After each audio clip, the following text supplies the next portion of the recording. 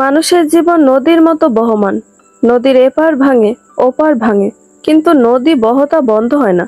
জীবন মানেই যেন একটা যুদ্ধক্ষেত্র। এই যুদ্ধক্ষেত্রে পিছে হাঁটার কোনো সুযোগ নেই। পিয়াসা নিজের ভাগ্যকে মেনে নিয়েছে। জেনে বুঝে নিজের বাবা মা ছাড়া অন্য কাউকে বাবা মা বলে মেনে নেওয়া কতটা যন্ত্রণাদায়ক। সেই যন্ত্রণাদায়ক কাজটাই পিয়াসা বরণ করে নিয়েছে নির্দ্বিধায়, নিশ্চিন্তে, খুশি মনে। মানুষের সবচেয়ে বেশি এক্সপেকটেশন থাকে নিজের বাবা মায়ের কাছে।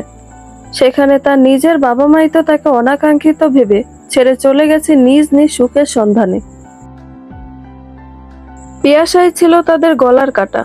নিজের মানুষ যখন ছেড়ে গেছে, রক্তের বন্ধন অস্বীকার করেছে, সেখানে ভিন্ন রক্তের মানুষ তাকে রাজকুমারীর আসনে বসিয়েছে। পিয়াসা নিজেকে পাথর করতে চায়, কারোর জন্য সে চোখের পানি ফেলবে না আর। শেষবার কেঁদেছিল পারভিন নামের মহিলা তাকে ছেড়ে যাওয়ার পর। এরপর পিয়াসা চোখ মুছে নিজের কাছে নিজে শপথ করেছে, এরপর জীবনে যত বড় ঝড় আসুক, যত আঘাত আসুক, পিয়াসা আর কাঁদবে না। নতুন বাবা মায়ের কাছে এসে পিয়াসার যেন আবারও নতুন করে জন্ম হলো। পিয়াসা এখন পিয়াসা চৌধুরী, বাবা মায়ের আদরের মেয়ে। পিয়াসা আগের জন্মের কথা তাই মনে রাখেনি। দুঃখকে কখনো পুষতে নেই, দুঃখের কারণকেই মাটি চাপা দিয়ে দিতে হয়। পিয়াসাও মনে করে পূর্ব জন্মের কিছুর আজ সে এই জীবনে, তার জীবনে অথবা বাবা মায়ের জীবনে আসতে দিবে না। এবারও কঠিন যুদ্ধ। ভীষণ মনোবল না থাকলে এই যুদ্ধ করা যায় না। এই যুদ্ধ বাহিরের দুনিয়ার সাথে যতটা, তার চাইতেও বেশি নিজের সাথে নিজের। পিয়াসা নিজেকে বিশ্বাস করে। বিশ্বাস আছে বলে সেদিন টেস্ট পরীক্ষা দিয়ে ফেরার সময় মালিহাকে দেখেও পিয়াসা না চেনার মতো করে চলে এসেছে। পিয়াসা এবার ইন্টারমিডিয়েট পরীক্ষা দিবে। টেস্ট পরীক্ষা শেষ হয়েছে 4 দিন আগে। শেষ পরীক্ষার দিন বান্ধবীদের সাথে পিয়াসা বাসার মামার দোকানে ফুচকা খেতে বসে। গল্প আড্ডায় মশগুল পিয়াসা দেখতে পায়নি রাস্তার উল্টো দিক থেকে কেউ একজন তীক্ষ্ণ দৃষ্টিতে তার দিকে তাকিয়ে আছে। মালিহা এগিয়ে যায় পিয়াসাকে লক্ষ্য করে। পিয়াসা তখন বান্ধবীদের সাথে কে কতটা ফুচকা খেতে পারে সেই চ্যালেঞ্জ নিয়ে ফুচকা খাচ্ছে। দম ফেলার সময় নেই তার সেই মুহূর্তে। মালিহা এগিয়ে গিয়ে বলল, পিয়াসা এক নজর তাকিয়ে চোখ ফিরিয়ে নেয়। 3 মিনিটে সবচেয়ে বেশি ফুচকা খেয়েছে পিয়াসা। বিজয়ের হাসি হেসে মালিহার দিকে তাকায়। মালিহার চোখের নিচে কালি পড়েছে, 2 ঠোঁট শুকিয়ে গেছে, আগের মতো সেই লাবণ্যতা বিলীন হয়ে গেছে। মালিহা আবারও বলল, পিয়া মা? কে পিয়া মা? আপনার ভুল হচ্ছে। না মা, আমার ভুল হয়নি। তুই আমার ভাইয়ের মেয়ে, আমার একমাত্র ভাই শাহেদের মেয়ে। আমি তোর ফুফু। আপনার ভুল হচ্ছে আন্টি, আমার নাম পিয়াসা চৌধুরী, পিয়াসা বিনতে আনোয়ার। আমার বাবার নাম শাহেদ না, আমার বাবার নাম আনোয়ার। মালিহা থমকে যায়। সে ভুলেই গেছে পিয়াসাকে তারা দত্তক দিয়ে দিয়েছিল। তার নতুন বাবা মা তার সব জন্ম পরিচয় পরিবর্তন করে ফেলেছে হয়তো। মালিহা ভালো করে তাকায় পিয়াসার দিকে। এ যেন কোনো রূপকথার রাজকুমারী। এই ভুবন মোহিনী রূপ, এই চোখের চাহনি, সবকিছুই মালিহার কত চেনা। একই রক্তের মানুষ দুজন, অথচ কত দূরত্ব আজ। মালিহার ইচ্ছে করছে একটাবার পিয়াসাকে বুকে জড়িয়ে ধরে, কিন্তু সেই সাহস আর তার হলো না। পিয়াসাকে দেখেই মনে হচ্ছে সে কোনো ধনীর দুলালি। তার জন্ম যে একটা সাধারণ নিম্ন মধ্যবিত্ত পরিবারে, এই পিয়াসাকে দেখলে কেউ আন্দাজও করতে পারবে না। মালিহার কেমন যেন আড়ষ্ট অনুভব হলো। পিয়াসার কাছাকাছি সে দাঁড়িয়ে আছে, অথচ পিয়াসা এমন ভাবে বান্ধবীদের সাথে গল্প করছে যেন এখানে কোনো মানুষ নয়, কোনো পিলার দাঁড়িয়ে আছে, অথবা যে দাঁড়িয়ে আছে সে চির অচেনা তার। অধিক শোকে মানুষ পাথর হয়, মালিয়া বইতে পড়েছে, কিন্তু এবার নিজ চোখে দেখছে পিয়াসা শুধু পাথর না, সে হয়েছে শতাব্দী ধরে দাঁড়িয়ে থাকা প্রাচীন বটবৃক্ষ, যাকে কোনো ঝড় ঝঞ্ঝা উপড়াতে পারেনি। মালিহা ধীর পায়ে নিজের পথে হাঁটা শুরু করে দিল। সময় পেরিয়ে গেছে অনেক। সংসারের হাল, সাবিহার বাচ্চাদের দায়িত্ব, সবকিছু মালিহাকে নিতে হয়েছে। সাবিহা ডিভোর্সের পর কেমন একগুঁয়ে হয়ে উঠেছে। শান্ত নদীর মতো সাবিহা কেমন হিংস্র আর খিটখিটে হয়ে গেছে। ঠিক ততটাই শান্ত হয়ে গেছে মালিহা। জীবনে তার আর পাওয়া হলো না কিছু। এত বছর পরে এখনো মানুষজন মালিহাকে দেখলেই সেসব ছবি, ভিডিওর কথা প্রতিনিয়ত মনে করিয়ে দেয়। বারবার পাত্রপক্ষ আসে, কথা বলে, তারপর নাকচ করে দেয়। একটা বছর ধরে এসব সহ্য করার পর মালিহা বুঝতে পারল, জীবনকে সে যতটা সহজ ভেবেছিল, জীবন তার চাইতে 1000 গুণ বেশি নিষ্ঠুর। পাপের শাস্তি পেতেই হয়। কেউ ছাড় পায় না। যেমন ছাড় পায়নি সাবিহা, জমিরন, মালিহা, তেমনি ছাড় পায়নি কাদের। বিদেশে যাওয়ার 1 বছর পর অ্যাক্সিডেন্টে 2 পা হারায়।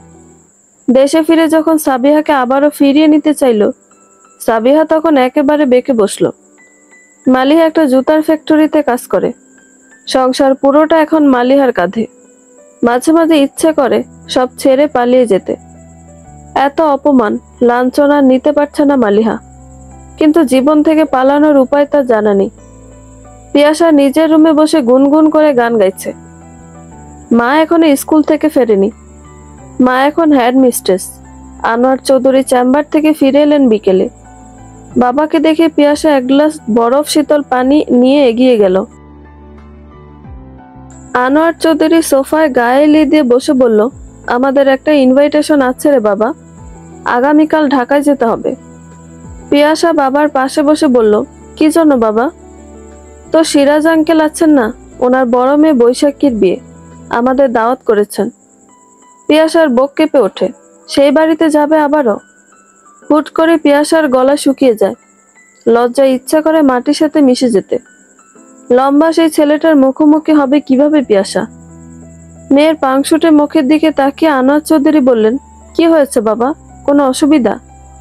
হ্যাঁ বাবা, আমার এক্সাম চলে এসেছে। এখন কি বেড়ানোর সময় নাকি বাবা? পড়তে হবে আমাকে।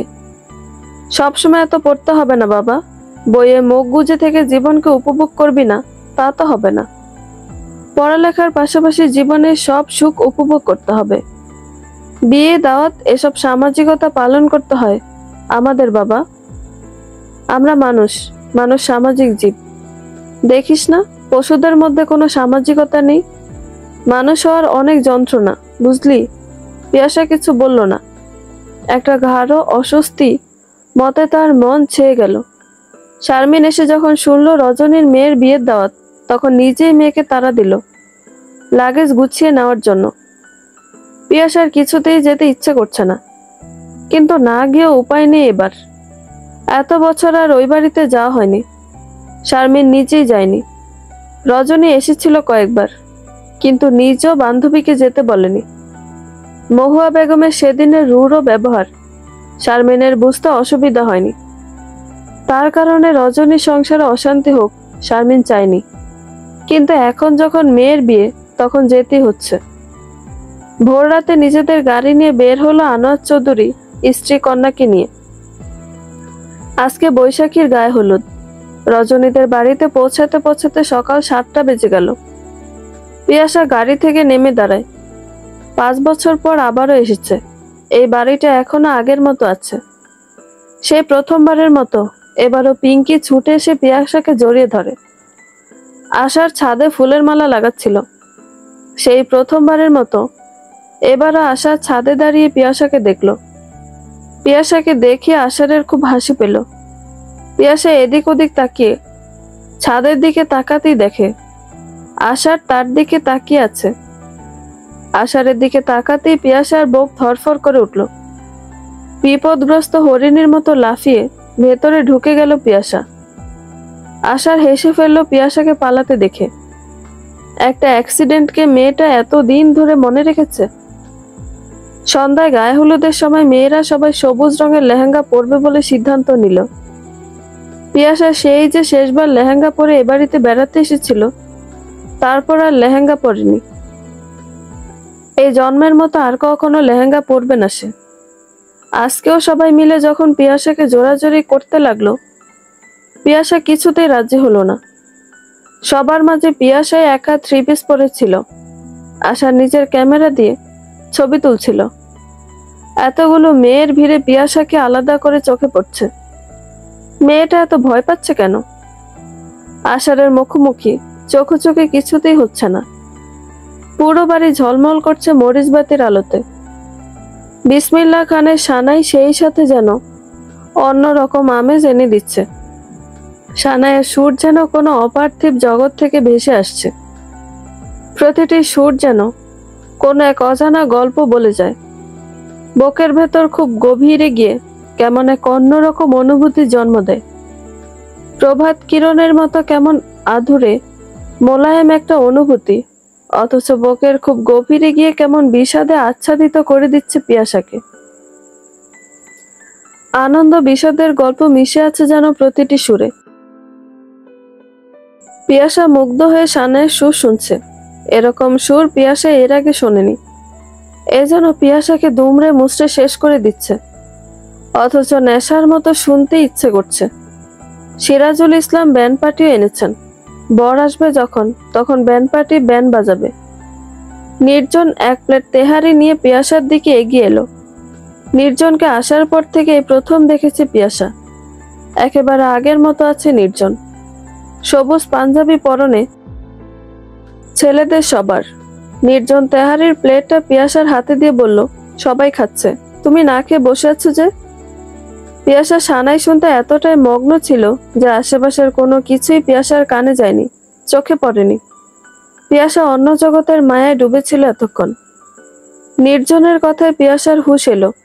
তাকিয়ে দেখে সবাই খেয়ে নিচ্ছে, সে ছাড়া। কিছুটা অপ্রস্তুত হয়ে পিয়াসা বলল, আমি আসলে সানাই এর আগে শুনিনি। সানাইয়ের প্রতিটি রাগিনী যে বুকে এতটা বিষাদের ঢেউ তুলে মানুষকে নস্টালজিক করে দিতে পারে, আমার কোনো আইডিয়া ছিল না।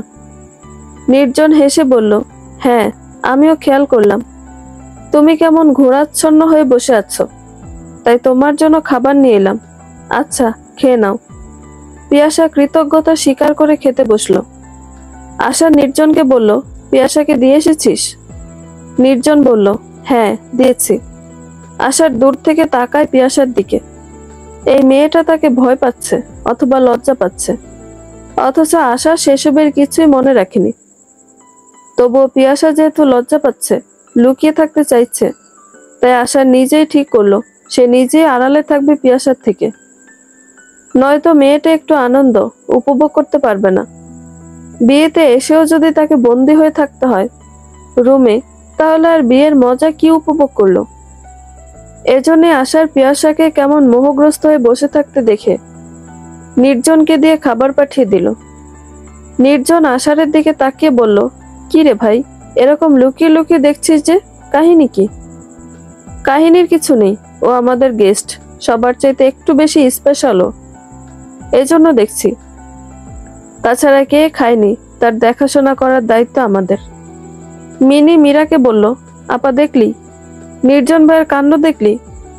মীরা বিরস মুখে বলল, দেখলাম তো। সাদা চামড়া দেখলে আর হুঁশ থাকে না এদের, বুঝলি? কেমন আতিক্ষেতা দেখাচ্ছে এই মেয়েটাকে। মেয়েটাও তো নিজেরে মনে করে ডানা কাটা পরি, কেমন একটা এক্সট্রা ভাব নিয়ে বসে আছে।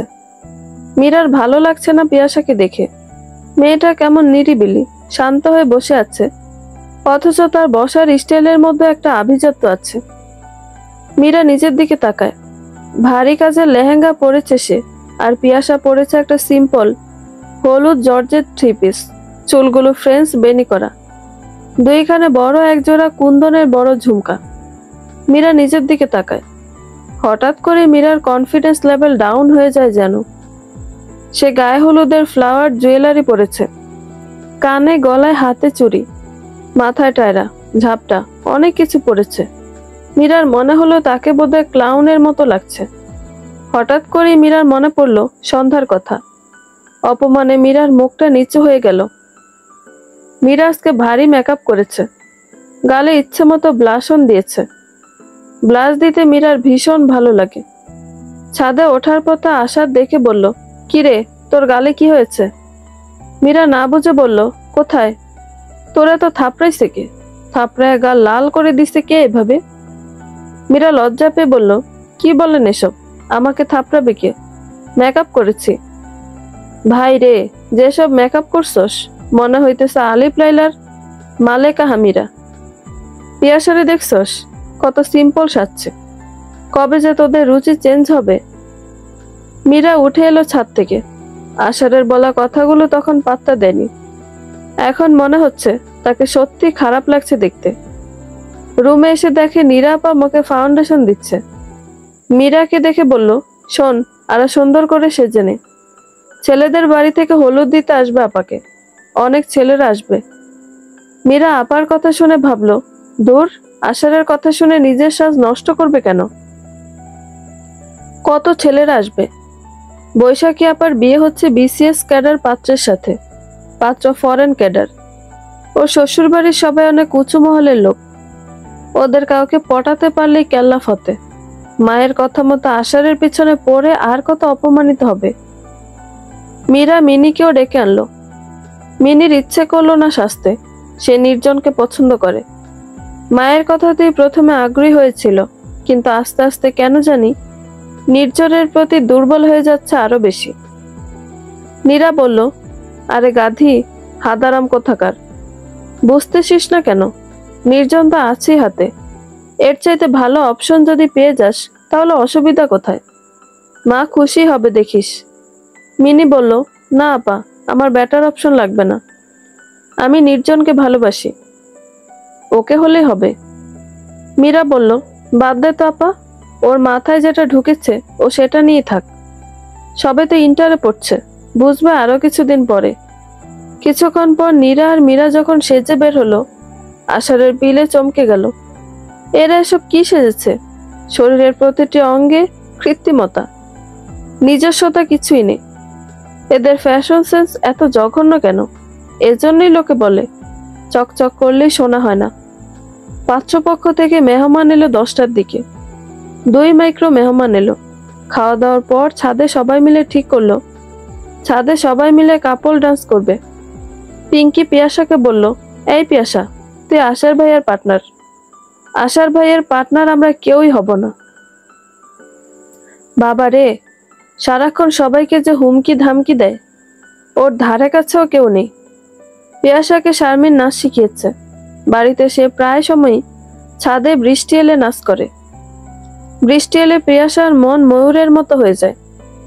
কিন্তু সবার সামনে এভাবে নাচার কথা পিয়াসা কখনোই ভাবেনি। আর আষাঢ়ের সাথে নাচা তো অসম্ভব। পিয়াসা পিঙ্কিকে বলল, না রে, আমার মাথা ব্যথা করছে, আমি যাই, ঘুমাবো কিছুক্ষণ। তাছাড়া বাবাকে দেখি না অনেকক্ষণ হলো, বাবার কাছে যাব একটু। পিয়াসা ছাদ থেকে নামতে যাবে যখন, তখনই কারেন্ট চলে গেল। সিঁড়িতে অন্ধকারে পিয়াসা দাঁড়িয়ে গেল। পুরো বাড়ি অন্ধকার হয়ে আছে। আশা ছুটলো জেনারেটর চালু করার জন্য। নিজের মোবাইল সে রুমে রেখে এসেছে।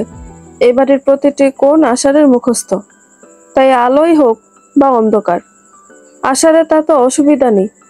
ছুটে এসে সিঁড়ি দিয়ে নামতে গিয়ে কয়েক ধাপ নামতে আশার কারোর সাথে ধাক্কা খেলো। ধাক্কা খেয়ে পিয়াসা পড়ে যেতে নিল। আশার বুঝতে পেরে সামনে থাকা মানুষটাকে অন্ধকারে জড়িয়ে ধরল। কারো শক্ত আলিঙ্গনে পিয়াসার বুকের ভেতর কেমন তোলপাড় করতে লাগলো। পুরুষালী বোনও একটা গ্রান পাচ্ছে বিপরীত মানুষটার থেকে। পারফিউমের স্মেলটা দারুণ তো। মানুষটা ছাড়ছে না পিয়াসাকে। পিয়াসা কাঁপা কাঁপা গলায় বলল, কে? আশার পিয়াসাকে ছেড়ে দিয়ে বলল, তুমি যা দৃষ্টি থেকে পালিয়ে বেড়াতে চাইছ সেই। মুহূর্তে পিয়াসার পায়ের নিচের মাটি সরে গেল। ভয়ে আরেকবার পিয়াসা পা হড়কে পড়ে যেতে নিল। অন্ধকার আষাঢ়ের চোখ সয়ে এসেছে। হাত বাড়িয়ে আবারও বুকে টেনে নিয়ে বলল, এত ভয় পাচ্ছ কেন আমাকে? রিল্যাক্স পিয়াসা, অন্ধকারে পড়ে যাবে তুমি। আমি না যাওয়া পর্যন্ত জেনারেটর আসবে না। তুমি আমার সাথে আসো, আমি তোমাকে নিয়ে যাচ্ছি নিচে। আমি এখানে দাঁড়িয়ে থাকবো, আপনি যান এখান থেকে। শান্ত হও, আমি তোমার সাথে নাচ করব না। তুমি নিশ্চিন্তে অন্য কাউকে পার্টনার করে নাচতে পারো। আমি জানি আমার ভয়ে পালিয়ে যাচ্ছে তুমি। না, আমি নাচ করব না, আমি বাবার কাছে যাব। আশার বুঝতে পারলো এই মেয়ে এখনো ভয় পাচ্ছে তাকে।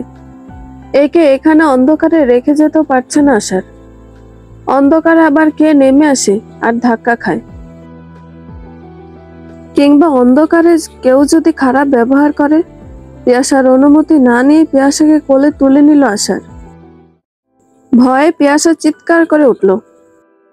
এই লোকটা আস্ত অসভ্য একটা লোক। আশার হেসে বলল, মা আমাকে বলেছিল তোমার খেয়াল রাখি যাতে। আমি আমার দায়িত্ব অবহেলা করব না পিয়াসা। তাতে তুমি লজ্জা পেলেও আপাতত আমার কিছু করার নেই। এই অন্ধকারে যে কেউ নেমে আসতে পারে, সবাই তো ভালো হয় না। আমি তোমাকে এখানে একা রেখে যেতে পারছি না পিয়াসা। পিয়াসার হঠাৎ করে মনে পড়ে গেল অনেক বছর আগের একটা রাতের কথা। একজোড়া মানবীর করা কিছু জঘন্য কার্যক্রম ভাবতেই পিয়াসার গা শিউরে ওঠে। একেবারে নীরব হয়ে যায় পিয়াসা। বুকের ভেতরটা কেমন দুমড়ে মুচড়ে যাচ্ছে। নিজেকে ভীষণ একা লাগছে পিয়াসার। তার থেকে 2 টেবিল দূরে বসে থাকা মানুষটাকে দেখে এক মুহূর্তে পিয়াসার পুরো দুনিয়া কেঁপে উঠল যেন।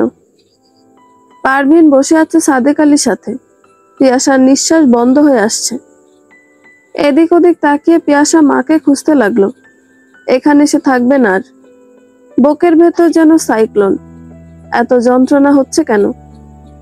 একবার ইচ্ছে করছে ছুটে গিয়ে জিজ্ঞেস করে কেন এরকম করলো তার সাথে। পর মুহূর্তে নিজেকে সামলায় পিয়াসা। কি হবে জিজ্ঞেস করে? কাকে জিজ্ঞেস করবে? কাগজে কলমে তার মায়ের নাম এখন শারমিন। পারভিন নামের কারো কোনো অস্তিত্ব নেই তার জীবনে। জন্ম দিলেই মা হয়ে যায়, এটা পিয়াসা এখন আর বিশ্বাস করে না। শারমিন পিয়াসাকে খুঁজছিল এতক্ষণ। দেখতে পেয়ে মেয়ের পাশের চেয়ারে এসে বসে।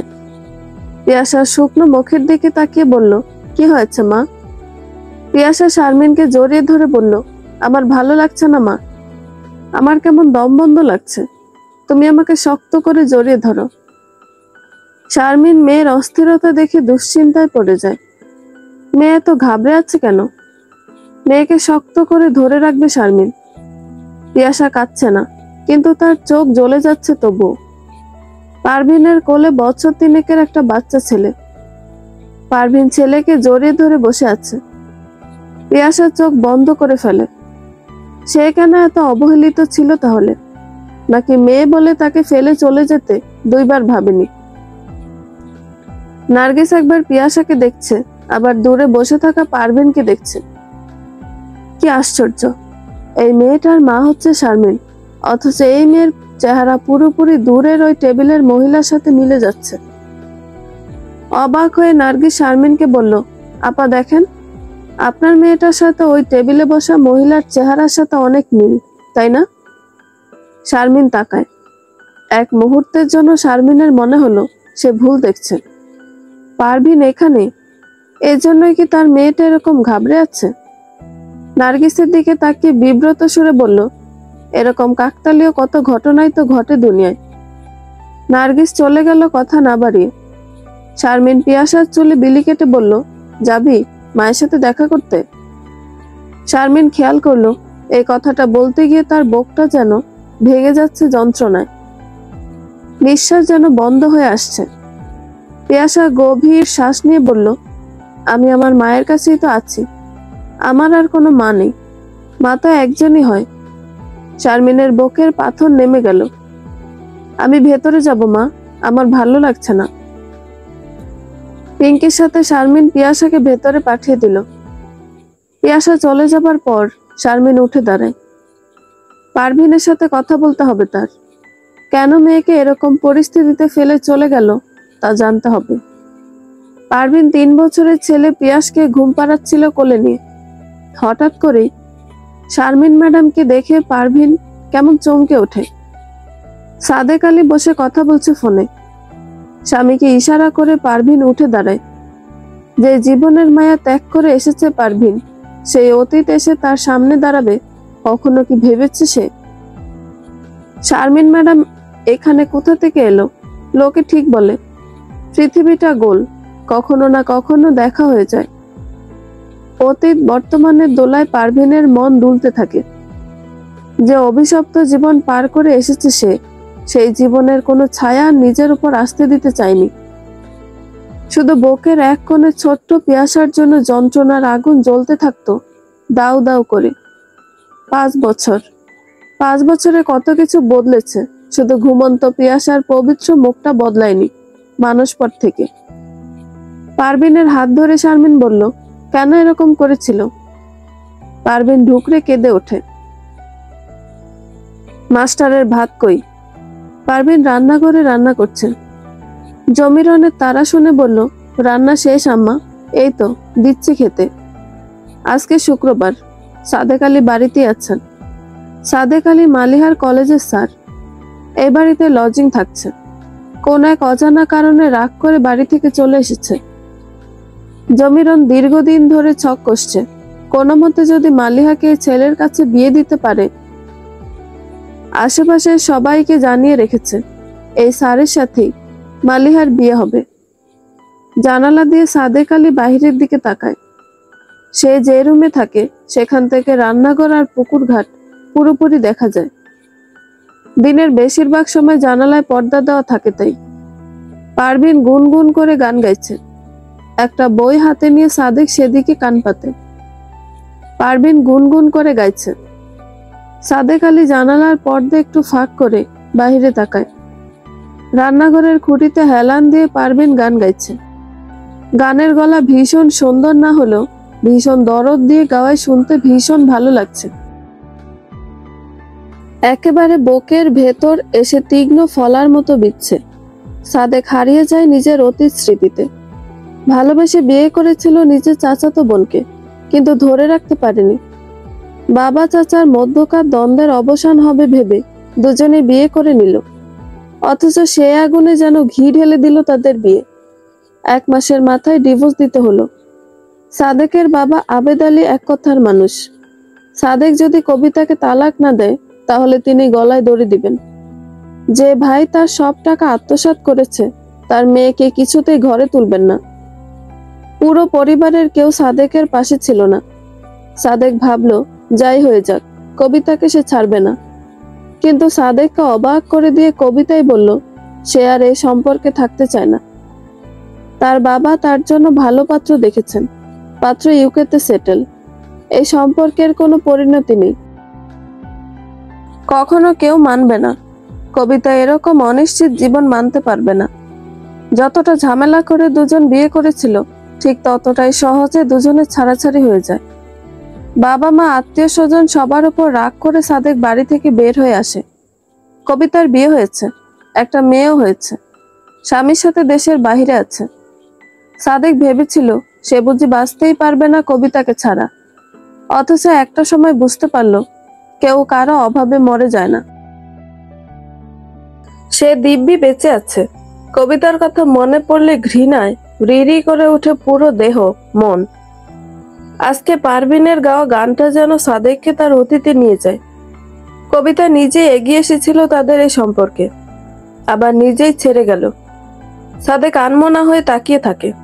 পারভিন পরনে সুতি শাড়ির আঁচল দিয়ে মুখ, গলা, বুকের ঘাম মুছছে। ডিপ নেক ব্লাউজ পরনে পারভিনের ফর্সা বুকটা হুট করে সাদেকের সামনে উন্মুক্ত হয়ে পড়ে। এক মুহূর্তের জন্য সাদেক চমকে ওঠে। দ্রুত পর্দা ছেড়ে দেয় সাদেক। কি দেখলো সে? কবিতার সাথে ছাড়াছাড়ির পর নারী দেহের প্রতি কখনো বিন্দুমাত্র আগ্রহ জন্মেনি সাদেকের। এই যে মালিয়া সারাক্ষণ গায়ে পড়ে কথা বলতে আসে, সাদেক কখনোই তাকিয়ে দেখে না। তাহলে হঠাৎ করে এখন পারভিনকে দেখে বুকের ভেতর এরকম ঝড় উঠলো কেন? সাদেক নিজের ব্যবহারে নিজেই লজ্জিত হয়। নিজের লজ্জা ছাপিয়ে হঠাৎ করে মনে প্রশ্ন জাগে, পারভিনের এত কষ্ট কিসের? সবসময় পরিপাটি সেজে থাকা পারভিনকে দেখে কেন মনে হয় ভেতরে ভেতরে সে খুবই এলোমেলো হয়ে আছে। ভেতরের অগোছালো ভাবকে লুকাতেই সে এতটা পরিপাটি ভাব দেখায়। সাদেকের মনে হলো তার যদি ক্ষমতা থাকতো তাহলে পারভিনের মনে সব কষ্ট দূর করে দিত। পারভিন পুকুর ঘাটে বসে পায়ে আলতা দিচ্ছে। পুকুরের স্বচ্ছ জলে পারভিনের নিজের প্রতিবিম্ব ফুটে উঠল। জলের দিকে তাকিয়ে পারভিনের 2 চোখ ভিজে ওঠে। শাহেদ দেশের বাহিরে গেছে এই 12 বছর। 1 যুগ হয়ে গেল, এখনো স্বামীকে কাছে পাচ্ছে না। শাহেদের কি একটুও মনে হচ্ছে না স্ত্রীর কথা? একটা জীবনে কি শুধু ধৈর্য ধরে কাটিয়ে দিতে হবে? বিয়ের 18 দিন পর শাহেদ সেই যে গেল, আর এলো না এখন পর্যন্ত। এর মধ্যে শাহেদকে কাছে পেয়েছে 1 সপ্তাহ। বাকি দিনগুলোতে শাহেদের সময় কেটেছে জুয়ার আসরে। পারভিন সেসব ভাবতে ভাবতে কেঁদে ওঠে। বুকের ভেতর পাহাড় সমান যন্ত্রণা তার, অথচ মেনে নেওয়া ছাড়া উপায় নেই। সাদেকের মনটা আজকে কেমন অবাধ্য হয়ে উঠেছে। বারবার ইচ্ছে করছে পারভিনকে দেখতে। নিজের মনের এই নির্লজ্জ ইচ্ছে দেখে সাদেক নিজে অপ্রস্তুত হয়। ভাগ্যিস মনের ভেতর কি হচ্ছে কেউ দেখতে পায় না, নয়তো দেখতো সাদেকের মনের ভেতর কেমন তোলপাড় হচ্ছে। অনেকক্ষণ ধরে মনের সাথে যুদ্ধ করেও সাদেক জিততে পারেনি। শেষ পর্যন্ত পুকুর ঘাটের দিকে জানালার পর্দা ফাঁক করে তাকায় সাদেক। পারভিন কেমন অসহায় ভঙ্গিতে তাকিয়ে আছে পুকুরের দিকে। সম্পূর্ণ বেখেয়ালি হয়ে বসে আছে পারভিন। কি এত ভাবছে? এত কষ্ট কিসের ওর? এদিক ওদিক তাকিয়ে কাদের এলো পুকুর ঘাটে। পারভিনের পায়ের দিকে লোভাতুর দৃষ্টিতে তাকিয়ে এগিয়ে গেল পারভিনের দিকে। একটা মানুষ এত বেশি সুন্দর হয় কিভাবে? যেন মোমের পুতুল। পারভিন অন্যমনস্ক হয়ে বসে ভাবছে নিজের জীবনের প্রাপ্তি অপ্রাপ্তি নিয়ে। কাঁধের গিয়ে পারভিনের কোমরে হাত দিয়ে বলল, কি ব্যাপার ভাবি, কি ভাবেন? অতর্কিত স্পর্শে পারভিন চমকে উঠে ছিটকে উঠে দাঁড়ায়। কাদেরের থেকে দূরে গিয়ে বলল, কি করছেন আপনি? টাচ করে কথা বলছেন কেন?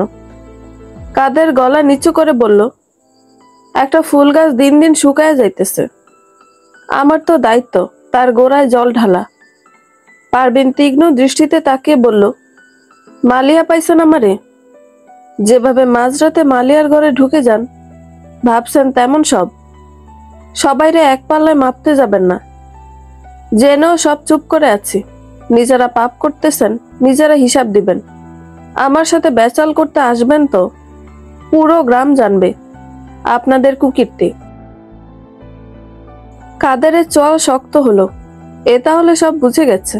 কাদের এদিক ওদিক তাকায়। সন্ধ্যা হয়ে আসছে। কাদের ব্যাপরে হয়ে ওঠে। এ যখন সব জানি, তাহলে আর ভালো মানুষের মুখোশটা কষ্ট করে পড়ে থাকার কোনো দরকার নেই এর সামনে। এক হাত দিয়ে পারভিনের কোমরে শক্ত করে খামচি দিয়ে ধরে, আরেক হাতে পারভিনের মুখ চাপা দিয়ে কাদের বলল, সব যখন যাইনেই গেছেন, তাইলে আর লুকোচুরি কিসের? সবাইরে জানানোর ভয় দেখান আমারে। কি জানাইবেন সবাইরে? আমি আপনারে। কাদেরের লোলুপ স্পর্শে পারভিনের পেটে নাড়ি বুড়ি উল্টে এলো।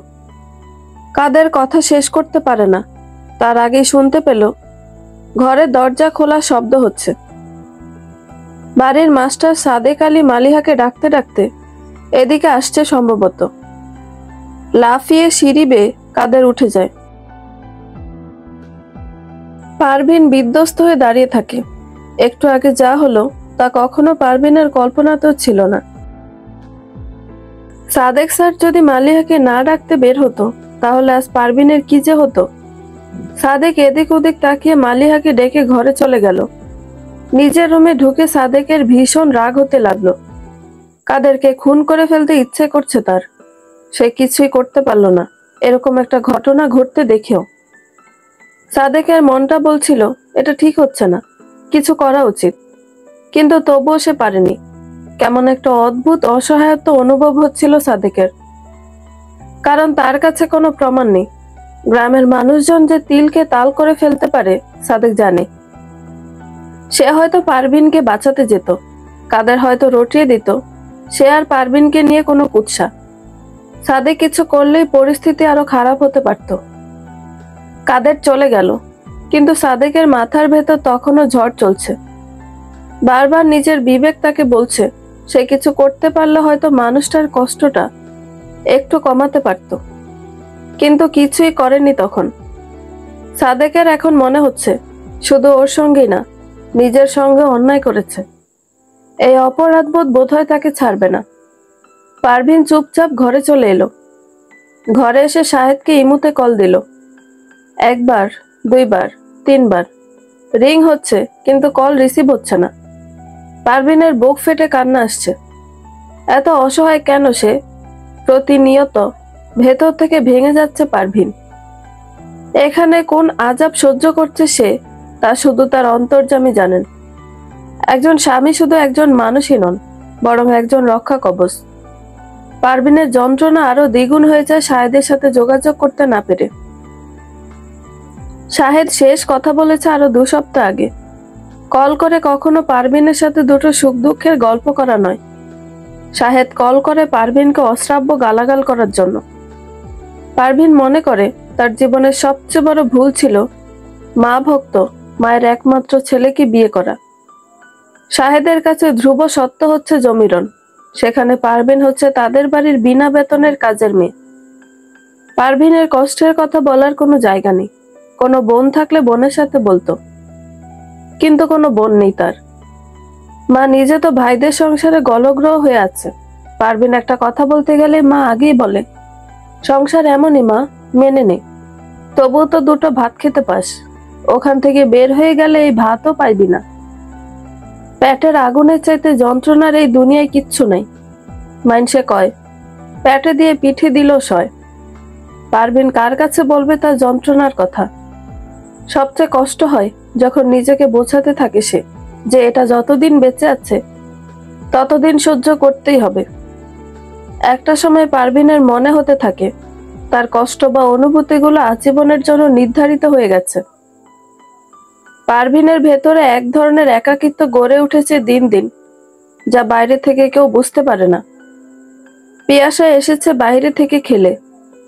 পারভিন অসহায় দৃষ্টিতে মেয়ের দিকে তাকায়। 12 বছর ধরে তো এই যন্ত্রণার আগুনে পুড়ে দগ্ধ হচ্ছে। পিয়াসা মাকে বলল ক্ষুধা লেগেছে তার। পারভিন চোখ মুছে উঠে দাঁড়ায়। রুমের বাহিরে বের হতে জমিরনের মুখোমুখি হয়। পারভিনের চুলের মুঠি ধরে জমিরন বলল, বুড়ি, কি বলছস তুই আমার মাইয়া জামাই রে? তোর এত বড় কলিজা হইছে? তোর সাহস এত বাড়ছে? পারভিন রুমের দরজা বাইরে থেকে ছিটকেনি দিয়ে দেয়। পিয়াসা যাতে কখনো এসবের কিছু না বুঝতে পারে। এমনিতেই মেয়ে কষ্টে থাকে, কখনোই তার বাবা তার সাথে কথা বলে না বলে। সেখানে মায়ের এসব যন্ত্রণা ছোট মেয়েটাকে আরো যন্ত্রণা দিবে। জমিরনের হাত থেকে নিজের চুল ছাড়াতে ছাড়াতে পারভিন বলল, বড় দুলাভাই আমার লগে অসভ্যতা করছে। আমি ওনাকে কোনো অসম্মান করিনি, বরং উনি আমার সাথে খারাপ ব্যবহার করেছেন। কি করছে তোরে? মিথ্যা কথা জায়গা পাস না তুই? তুই কি কইছস? আমার মালিহা আর ওর কাদেরের নামে কি কইবি তুই সবাই রে? কি কইবি? তুই কি মনে করছস তোরে আমি এমনি ছাইরে দিমু? তুই মনে রাখিস তোর হাল কি করি আমি। বাহিরে হুটোপটি শুনে সাদেক বুঝতে পারলো পারভিনকে ও শাশুড়ি মারধর করছে সম্ভবত। প্রায় এরকম হুটোপটি শোনা যায়, কিন্তু কখনোই সাদেক সেসবে পাত্তা দেয়নি। সে এখানে মালিহাকে পড়ায় নিজের রুমে। রুমের বাহিরে এদের যাই হোক, সেসবে তার ইন্টারফেয়ারের কিছু নেই। কিন্তু আজকে মনে হচ্ছে বাহিরে বের হওয়া উচিত। কিছু না বললেও সে বের হতে দেখলে জমিরন চাচি নিজের নোংরা রূপ লুকিয়ে ফেলবে। যা ভেবেছে তাই। দরজার খুট করে শব্দ হতেই জমিরন পারভিনকে ছেড়ে দেয়। পারভিন এলোমেলো ভাবে ফ্লোরে বসে আছে। সেদিকে এক নজর তাকিয়ে সাদেকের ভীষণ মায়া হয়। আহারে বেচারা, এত অসহায় কেন? এর তো স্বামীর সংসারে রানী হওয়ার কথা ছিল, অথচ ভাগ্য তাকে রানী করেছে ঠিকই, তবে দুঃখী রানী।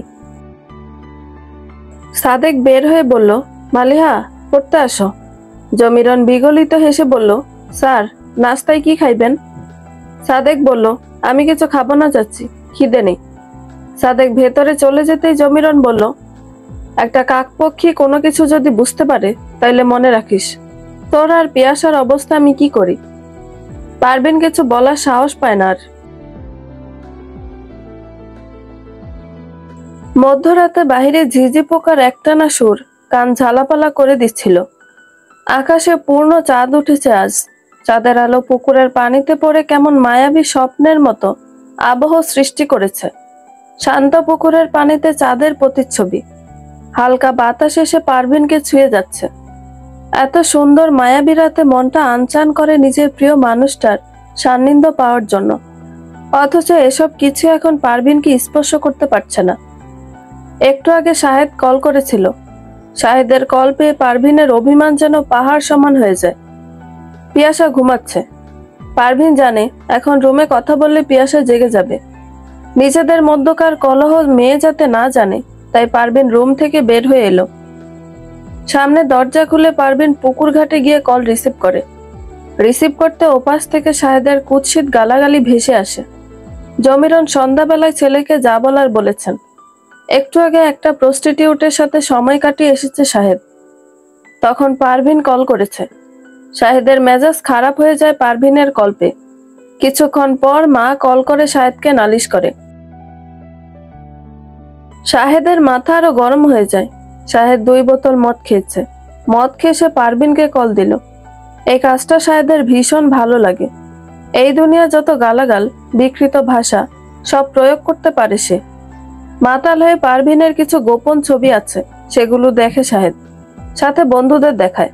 ভীষণ মজা পায় কাজটা করে সে। নিজের সুন্দরী বউকে দেখে তার মাতাল বন্ধুরা যখন কিছু নোংরা কথা বলে শাহেদের ভীষণ ভালো লাগে। পারভিন নিজের কষ্টের কথা বলার আগে অপরাধী, চরিত্রহীনা হিসেবে আখ্যায়িত হয়ে গেল। কল কেটে দিয়ে চুপচাপ বসে রইল। অথচ শাহেদকে সে কিছুই বলতে পারল না। মাতাল একটা লোকের সাথে কথা বলা না বলা একই কথা। এই জীবনে কি পারভিন চেয়েছিল? এত বছর ধরে সে তো নিজেকে ঠিকই সুরক্ষিত রেখেছে। অথচ শাহেদ কি করছে? একটু আগেও একটা মহিলার সাথে থেকে এসে মদ খেয়ে পারভিনকে সেসব কথাও বলছে। পারভিন এই কথাগুলো নিতে পারে না শাহেদ জানে বলে এসব করে এসে মদ খেয়ে পারভিনকে কল করে। তারপর কিছুক্ষণ গালাগাল করে বর্ণনা করে কিভাবে সময় কাটিয়েছে।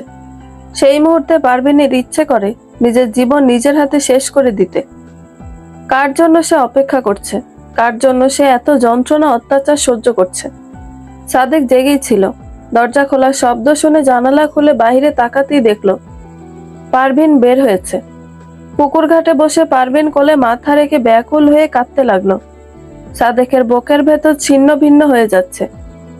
পারভিন কাঁদছে, অথচ তার মনে হচ্ছে তার বুকটা ছিঁড়ে যাচ্ছে যন্ত্রণায়। এরকম মায়াবী একটা পরিবেশে পারভিনের খিলখিল করে হাসার কথা, অথচ তাকে কাঁদতে হচ্ছে। একটা মানুষকে এত দিক থেকে কষ্ট দিলে সেই মানুষ বাঁচে কিভাবে? সাদেকের মনে হলো যা হবার হোক, লোকে তাকে খারাপ বলে বলুক, তবু আর চুপ থাকবে না। পারভিনকে সে আর কষ্ট পেতে দিবে না। দরজা খুলে বাহিরে বের হলো সাদেক। পারভিন 2 হাঁটুতে মাথা রেখে কাঁদছে। সাদেক গিয়ে পারভিনের মাথায় হাত রাখে। চমকে উঠে পারভিন উঠে দাঁড়ায়। সাদেককে দেখে হতবাক হয়ে বলল, স্যার আপনি? কি হয়েছে আপনার? এভাবে কাঁদছেন কেন? কিছু না। আপনি এখানে কেন এসেছেন এই সময়ে? আপনাকে কাঁদতে দেখে আমি নিজেকে আর আটকাতে পারিনি। আপনি প্লিজ কাঁদবেন না আর এভাবে। পারভিন ব্রুকুসকে বলল, কেন? আমি জানি না। আপনি কাঁদলে আমার সহ্য হয় না। আমি সব লন্ডভন্ড করে দিব যদি দেখি আবারও আপনার চোখে পানি আসে, আপনাকে কেউ কষ্ট দেয়। পারভিন সাদেকের কথা শুনে অবাক হয়। কি বলছে এই লোকটা? এসব পাগল হয়ে গেছে নাকি? আপনার সাথে মালিহার বিয়ে দিবে আমার শাশুড়ি আম্মা। আমি পরস্ত্রী। আপনার উচিত হয়নি এরকম সময় এখানে আসা। আমি কি একটাবার কাউকে বলেছি আমি মালিহাকে বিয়ে করব? আপনি পরস্ত্রী আমি জানি, কিন্তু এটা কোনো দাম্পত্য জীবন হতে পারে না। 12 বছর আপনার হাজবেন্ড দেশে আসে না। সে যে কখনো আসবে তার নিশ্চয়তা কি? কিসের আশায় আপনি নিজের জীবন নষ্ট করছেন? এই জাহান্নামে জ্বলে পুড়ে মরছেন কেন আপনি? আমি সোজা কথা বলতে পছন্দ করি। 6 মাসের মধ্যে যদি আপনার হাজবেন্ড দেশে না আসে তাহলে আপনি তাকে ডিভোর্স দিবেন, এবং আমার সাথে আমি আপনাকে নিয়ে যাব। আমি আপনাকে আমার জীবন সঙ্গী করতে চাই। পারভিনের মাথায় যেন আকাশ ভেঙে পড়ল। এই লোক কি বলছে এসব? আস্তাগফিরুল্লাহ বলে পারভিন দৌড়ে ঘরে চলে গেল মোবাইল রেখে। সাদেক দাঁড়িয়ে রইল পুকুর ঘাটে। ভুল ঠিক সে জানে না, কিন্তু এই মানুষটার জন্য তার বুকে যে মমতা জন্ম নিয়েছে, কবিতা তাকে ছেড়ে যাওয়ার পর থেকে এখন পর্যন্ত দ্বিতীয় কারোর জন্য এরকম হয়নি। পারভিনের ফোন বেজে ওঠে। সাদেক হাতে নিয়ে দেখে শাহেদ কল করেছে। সাদেক ফোনটা রেখে দেয়। পর মুহূর্তে একটা ভয়েস মেসেজ এলো। সাদেক ভয়েস মেসেজ অন করতেই শুনতে পেল শাহেদের বিকৃত মুখের ভাষা। নিজের স্ত্রীকে কেউ এই ধরনের বিশেষণে বিশেষায়িত করতে পারে সাদেকের জানা ছিল না। একটা মানুষের মুখের ভাষা এতটা নোংরা হতে পারে? সাদেকের মাথা গরম হয়ে গেল। পারভিন কেন এসব সহ্য করছে এখনো? শাহেদ আবারও কল দিল। সাদেক রিংটোন অফ করে দিল। শাহেদ আবারও ভয়েস দিল। এবারের ভয়েস মেসেজ শুনে সাদেকের মনে হলো সেই জন্য এই দুনিয়ায় নেই। শাহেদ বলছে, ওই তোরা আমার মা কইছে না তোর ভাইদের থাইকা 2 লাখ টাকাই না দিছস, এখনো দেশ নাই কেন? শোন, দ্রুত টাকার ব্যবস্থা কর, নয়তো খুব খারাপ হইব। তুই জানোস না তোর যত নোট ছবি আছে আমার কাছে, আমি ওইসব বিক্রি করে দিমু। শালি। সাদেকের ইচ্ছে করলো এক আসারে ফোনটা ভেঙে ফেলে। সাদেক নিজেকে সংবরণ করে ভয়েস মেসেজ ডিলিট করে দেয়। এসব পারভিন শুনলে আরো ভেঙে পড়বে। শাহেদের ফোন নাম্বার নেয় সাদেক। তারপর ফোন নিয়ে দ্রুত ঘরে যায়। কিছু একটা করতে হবে। রুমে গিয়ে সর্বপ্রথম শাহেদের ফেসবুক আইডি খুঁজে বের করে সাদেক। শাহেদের আইডি ঘুরে তার দুবাইয়ের ঠিকানা খুঁজে বের করে সাদেক। তার সাথে ছবি থাকা কয়েকজন বন্ধুর আইডি বের করে ফ্রেন্ড রিকোয়েস্ট পাঠায় সাদেক। তাদের আইডি থেকে তাদের ফ্যামিলি মেম্বারদের খুঁজে বের করে আবার। এই ব্যাপারটা একটা মহিলা যতটা ভালো বুঝবে, একটা পুরুষ তা বুঝবে না। দুজনের ওয়াইফের ফেসবুক আইডি খুঁজে ফ্রেন্ড রিকোয়েস্ট দিয়ে মেসেজও পাঠায় সাদেক। তারপর অপেক্ষা করতে থাকে রিপ্লাই পাওয়ার জন্য। পারভিন রুমে এসে পিয়াসাকে শক্ত করে জড়িয়ে ধরে। এই যাবৎ অনেকেই পারভিনকে অনেক রকম ইশারা ইঙ্গিত করেছিল। সবার মনোবাসনাই ইঙ্গিতই ছিল নোংরা। এই প্রথম কেউ তার মুখোমুখি এসে সোজা সাপটা নিজের পছন্দের কথা জানিয়েছে।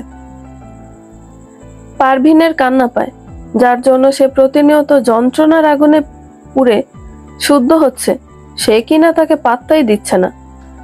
সকালে ঘুম থেকে উঠে পারভিন ডাইনিং টেবিলের উপর নিজের মোবাইল দেখতে পায়। সারাদিন ভীষণ ভয়ে ভয়ে থাকে পারভিন। এই বুঝে স্যারের মুখোমুখি হয়ে গেল। এই মানুষটাকে পারভিন আগে সম্মান করত, সেই সম্মান হারিয়ে এখন জন্ম নিয়েছে ভয়, শঙ্কা। জমিরন থমথমে সুরে বলল, মাস্টারে নাস্তা দিছস? যা নাস্তা দিয়ে। পারভিন না তাকিয়ে বলল, মালিহাকে বলে নাস্তাটা দিতে। মালিহা নাস্তা দিব কেন? তোর কি গতরে তেল জমছে যে তুই দিতে পারস না? যা বলছি। পারভিন কথা বাড়ায় না। নাস্তা ট্রে নিয়ে সাদেকের দরজায় কড়া নাড়ে। সাদেক ভেতর থেকে বলল, দরজা খোলা আছে। পারভিন নাস্তা ট্রে টেবিলে রেখে চলে যেতে নিল। সাদেক পেছন থেকে ডেকে বলল, গত রাতে আমি 6 মাস সময় দিয়েছিলাম, এখন আমার মনে হচ্ছে 6 মাস অনেক বেশি হয়ে যাচ্ছে। আমি তোমাকে 1 মাসের সময় দিলাম। 1 মাসের মধ্যে তোমার স্বামী দেশে না এলে তুমি আমার সাথে চলে যাবে। আমি তোমাকে বিয়ে করব, আর আমার সিদ্ধান্ত একেবারে ফাইনাল। তুমি রাজি না হলে আমি তোমাকে তুলে নিয়ে যাব, তবু এই নরকে তোমাকে পচে মরতে দিব না। পারভিন ঘুরে দাঁড়িয়ে বলল, আমি পচে মরলে আপনার কিসের অসুবিধা এত? আপনি এত মাথা ঘামাচ্ছেন কেন? আমার স্বামী, আমার শ্বশুর বাড়ি, আমার ব্যাপার, আপনার কি? স্বামী? কে তোমার স্বামী? আমি অনেক কিছু জানি পারভিন।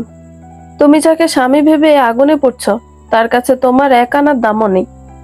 যখন থেকে তুমি আমার বুকের ভেতর ঢুকে একটা শক্ত আসন পেতে বসেছ, তখন থেকে তোমার সব ভালো মন্দ আমার সাথে জড়িয়ে গেছে। আমি তোমাকে ভালোবাসি। তোমাকে ভালোবাসি বলেই আমি তোমাকে সুখী দেখতে চাই, রানীর মতো দেখতে চাই। তা যদি শাহেদ করতে পারে, আমি কখনো তোমাকে চাইব না, কারণ আমি জানি তুমিও শাহেদকে চাও। কিন্তু শাহেদ যদি আমার ভালোবাসাকে অযত্নে রাখে, তাহলে আমি সেটা থাকতে দিব না। যার আসন আমার বুকে, তাকে অন্য কেউ পায়ের নিচে রাখলে আমি কেন মেনে নিব? পারভিন আর দাঁড়ালো না। এই লোকটা পাগল হয়ে গেছে নাকি? কি এসব হাবিজাবি বলছে এসব? নাস্তা করে সাদেক কলেজে চলে গেল, মালিহাও কলেজে, পিয়াসা স্কুলে। জমিরন পাড়া বেড়াতে বের হয়েছে। এই শুনশান দুপুরে চারদিকে কেমন অদ্ভুত শূন্যতা। পারভিন কাপড় নিয়ে গোসল করতে গেল পুকুর ঘাটে। হাতে পায়ে সাবান দিচ্ছে পারভিন। সেই মুহূর্তে কাদের এসে হাজির হলো। কাদের এসে পারভিনের পাশে বসতেই পারভিন ভয় পেয়ে পানিতে ঝাঁপ দেয়। কাদের একগাল হেসে বলল, ভয় পান কেন? আমি আসছি গোসল করতে। আপনারও তো কিছু করি নেই আমি। আপনার গোসল আপনি করবেন, আমার গোসল আমি করব। আপনার যদি কোনো সাহায্য লাগলে তাও করব। এই ধরেন, পিঠ তো আপনি নিজে সাবান দিয়ে ডলতে পারবেন না, আমি না হয় একটু সাবান দিয়ে ভালো করে ডলে দিলাম। এরকম ঘৃণ্য কথায় পারভিনের শরীর গুলিয়ে ওঠে। কাদের হাসি মুখে বসে আছে পুকুর ঘাটে। পারভিন মাছ পুকুরে দাঁড়িয়ে আছে। এই সময় বাড়িতে কেউ থাকে না। একা বাড়ি হয়, কেউ আসার ভয় নেই। কাদের পারভিনকে বলল, আজ আমি এই ঘাটে বইসা থাকবো। আপনার কাপড় এইখানে রাখা। আপনি কতক্ষণ পানিতে থাকবেন এভাবে? বাড়িতে কেউ নাই, আমি চাইলে এখন পানিতে নাইমা যেতে পারি। আমি নামবো না, এইখানে বইসা থাকবো। সত্যি অগ্নি পরীক্ষা দিছিল নাকি? আপনি দিবেন জল পরীক্ষা? নভেম্বরের শেষ সপ্তাহ, ঠান্ডায় পারভিন কাঁপছে। আকাশের দিকে তাকিয়ে পারভিন বলল, আর কত যন্ত্রণা সহ্য করতে হবে খোদা। আমি জানি না কোন পাপ করছি আমি, কোন অপরাধের শাস্তি দিতেছ আমাকে এভাবে। আমাকে একেবারে এই দুনিয়া থেকে নিয়ে যাও আল্লাহ। এভাবে তিলে তিলে আমাকে শেষ করে দিও না। এত যন্ত্রণা একটা মানুষ কিভাবে সহ্য করে আল্লাহ? আমার আর কত ধৈর্য পরীক্ষা নিবা? সময় যেন কাটছে না। পারভিন চিৎকার করে আম্মা আম্মা বলে জমিরনকে ডাকে। কাদের বসে বসে হাসে। শাশুড়িকে সে নিজেদের বাড়িতে দেখে এসেছে। 2-3 ঘন্টায় সে বাড়িমুখো হবে না, কাদের জানে।